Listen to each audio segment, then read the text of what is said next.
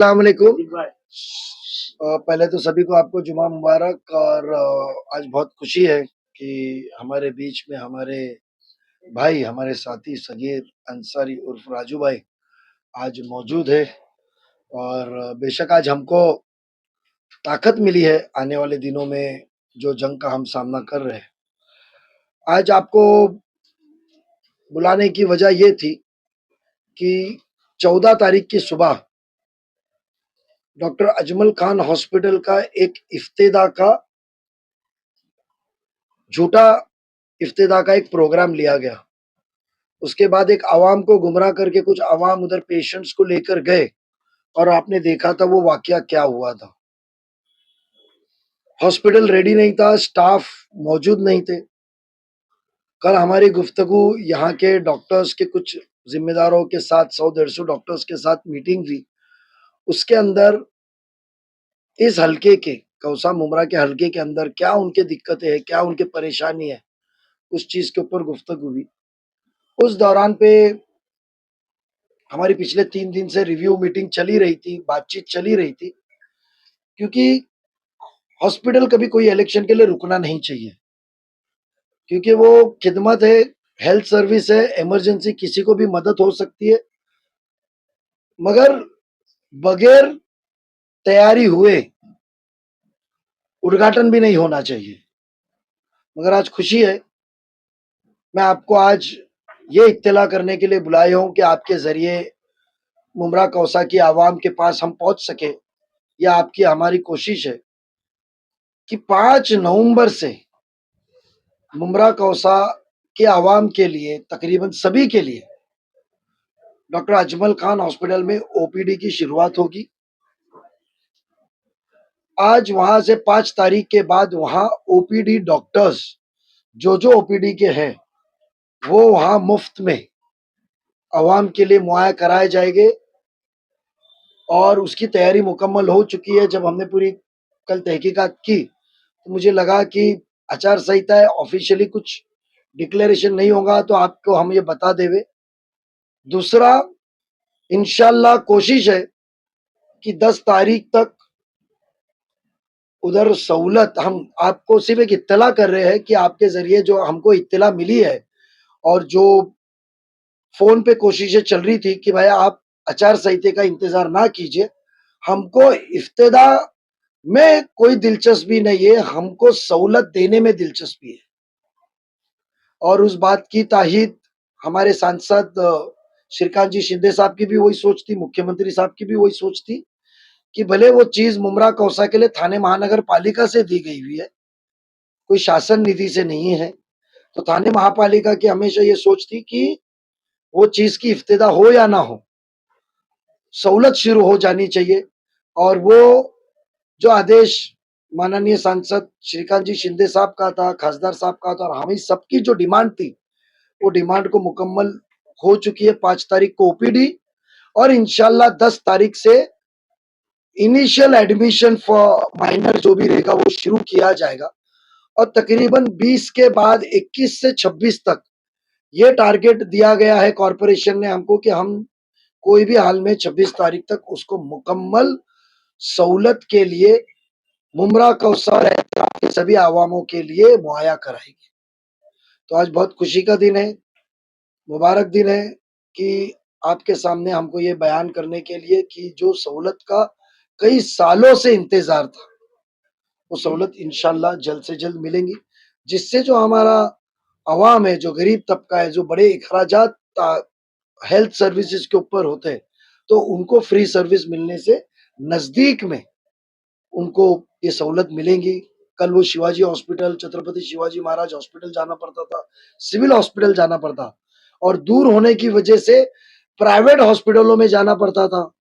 और प्राइवेट हॉस्पिटलों में क्या हाल है आपको पता है। तो उसके लिए जो हमारी सोच के लिए हमने सब नगर सेवकों ने मिलके कई करोड़ों रुपए, 100 के ऊपर, 200 के ऊपर करोड़ रुपए हमने जो आवाम के लिए मुहैया कराया था सभागृह में बैठ के। तो आज खुशी है हम सभी नगर सेवक, जो साबिक कॉर्पोरेटर्स को और आवाम को कहना है कि हॉस्पिटल जल्द से जल्द शुरू हो रहा है। 5 को ओबीडी, 10 के बाद उनको 10 तारीख के बाद उनका ये किया जाएगा एडमिशन का, और 26 तारीख तक हमने उनको टारगेट दिया है कि 26 तक आप मुकम्मल कर दो, क्योंकि हमको ये एक मैसेज आवाम को देना है कि जहां आपको सहूलत देने का वक्त आएगा तो हम इफ्तिदा और मैं इसमें हूं, वो क्रेडिट लेने के लिए आपकी सहूलत रुकेंगी नहीं। एक बदलाव आपके हलके में आ रहा है, उसकी रुख बदल चुका है, हवा बदल चुकी है, इसका शुरुआत यहाँ से आपको हम साबित कर रहे हैं कि खिदमत के सियासती मुकाम से लेकर आपको खिदमत करने के लिए हम आपके बीच में आ रहे हैं कि अब इफ्तिदा बोर्ड पे नाम के लिए काम की रुकावट नहीं होगी, और अधूरे काम के अंदर बोर्ड लगा के इफ्तिदा करके क्रेडिट लेने का भी काम नहीं होगा। ये हमको आपको बताना है।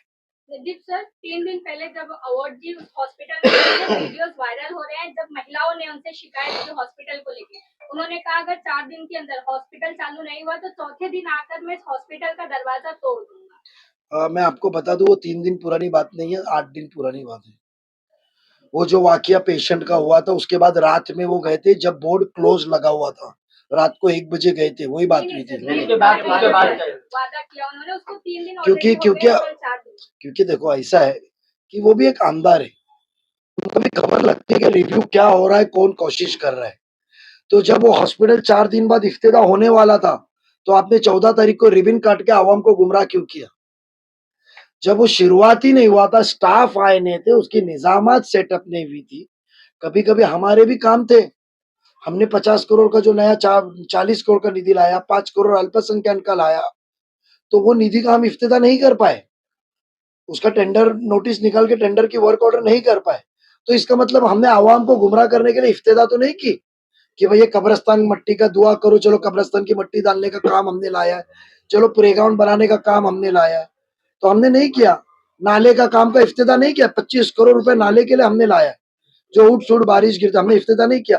तो उन्होंने क्यों किया? जब ये तो कबूल करते ना आमदार साहब कि 14 तारीख को जब इफ्तिदा किया हॉस्पिटल मुकम्मल नहीं था, इसीलिए उन्होंने वक्त दिया। अवार्ड साहब ने वक्त, आमदार साहब ने वक्त कब दिया? 4 दिन का जब उन्होंने वक्त मुहैया कराया, ये तो साबित होता है कि 14 को रेडी नहीं था। तो मेरा सवाल उनसे कि इफ्तिदा क्यों किया, क्यों आपको क्रेडिट की घाई है? हमको तो काम की घाई है। यानी वो हर कामों का श्रेय खुद लेते हैं, ऐसा कहना आपका? बेशक, वहां जो हर पैसा आया है उसकी प्रशासकीय एडमिनिस्ट्रेटिव और फाइनेंशियल अप्रूवल, जिसको कहा जाता है प्रशासकीय व वित्तीय मान्यता, ये तो सभागृह ने दी थी। तो सभागृह का हिस्सा वो यहाँ नहीं थे उस वक्त, तो वो क्रेडिट तो कॉर्पोरेशन तय करने वाली थी कब इफ्तिदा होगी, क्या होगी, उसमें आमदार का रोल नहीं रहता है। सभागृह के मैनुअल के हिसाब से इफ्तिदा में वहां के स्थानिक आमदार, स्थानिक खासदार, जितने महापालिका के हद के अंदर लिमिट्स में जितने एमएलसीज है, MP, member of parliament, Rajya Sabha, उनका नाम लिखा जाता है। बट उसको कौन करेगा, वो प्रशासकीय बात के अंदर जब रहा तो वो आयुक्त तय करता है इसकी इफ्तिदा कब होगी। आयुक्त साहब को पता था कि भाई यह काम मुकम्मल नहीं हुआ है, कुछ दिन मुझे लगने वाले, काम डिले हो गया है रिक्रूटमेंट और बाकी के कुछ मशीनरीज और परमिशंस के लिए, तो उन्होंने इफ्तिदा नहीं की। तो इनका श्रेय लेने की चीज है। और जितने लोग वहां थे, ना वो वहां के हल्के के कॉर्पोरेटर थे, ना कभी वो हॉस्पिटल में आए, उनको आज सवाल करे कि भाई ये क्या सिस्टम में दिया गया है, आप बताइए, चलते चलते सवाल करे ये वीडियो वायरल होने के पहले, तो वो जवाब दे पाएंगे कि पूछ लो आप। भाई कल आपने फॉर्म भरा है, लेकिन इतना छुप छुपाते हुए फॉर्म मैंने फॉर्म नहीं भरा, मैं फॉर्म 28 तारीख को भरूंगा। इतना याद रखिए, हर उम्मीदवार 4 से 6 फॉर्म भरता है। कल मेरा ड्राफ्ट फॉर्म था, क्योंकि ये टाइम पे फॉर्म नया आया है, इसके अंदर रूल्स और स्पेसिफिकेशन बहुत है। हम कारोबारी लोग हैं, टक्के वाले लोग नहीं है। तो कारोबारी लोगों के बिजनेसेस बहुत होते हैं, और मैं कॉलेज टाइम से बिजनेसमैन हूं, मेरा पैन कार्ड 95 का है।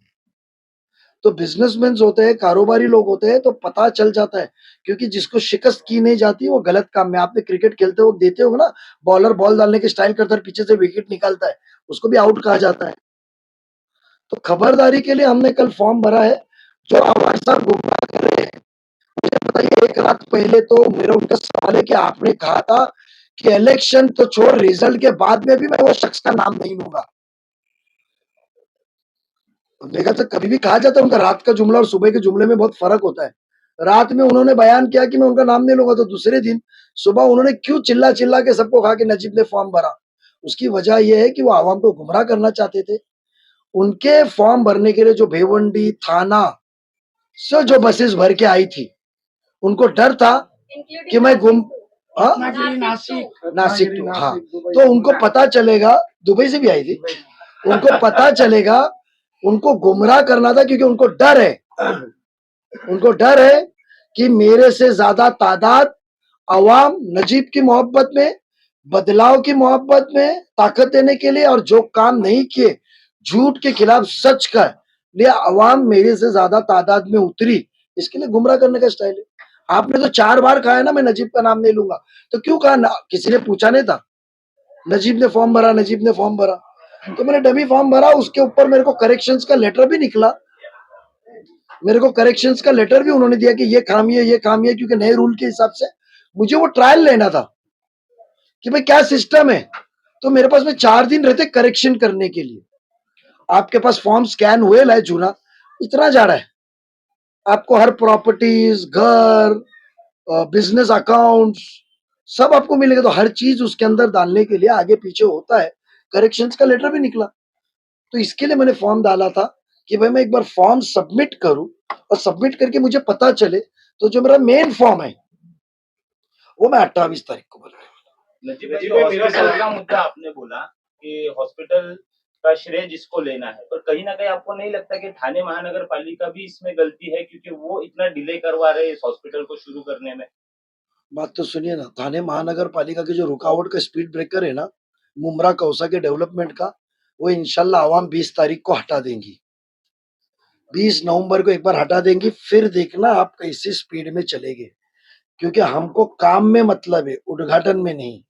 नजीब भाई, आपने अस्पताल के मुद्दे पर पत्रकार परिषद का विषय शुरू किया, तो आपने जो कार्यकाल जो कहा है कि मतलब 26 तारीख से, तो क्या ये महानगर पालिका आयुक्त ने या किसी ने आपको लिखित रूप में दिया है कि ओपीडी कब से स्टार्ट होगा, फंक्शन पूरा अस्पताल देखो कब से स्टार्ट ऐसा है कि आचार संहिता के अंदर मुझे कॉर्पोरेशन तो दे नहीं सकता है, मगर एक होता है कि जो काम करने वाला बंदा होता है ना, वो आचार संहिता के बगैर भी संपर्क करता है। और आचार संहिता में ये कहीं लिखा नहीं है कि तुम प्रशासन से बात नहीं कर सकते।